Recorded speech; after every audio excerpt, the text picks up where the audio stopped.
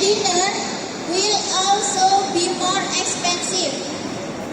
Not to mention the transportation costs which increase every year, which can total almost 500 for our holiday cost. Number 2, we also need to buy clothes, especially when winter arrives. The thicker the clothes, the more expensive they are. You need 200 until 500 for just one jacket. Number 3, we also need bathing necessities, which are also very expensive.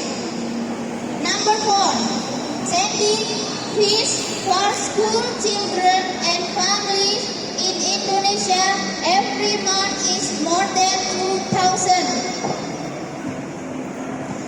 Number 5, we migrant workers mostly pay for ourselves every month, more than half of the salary standard in the contract, and we are required to follow the rising basic rates in Hong Kong, which are the same as local people. We are also not given the same subsidies as local people.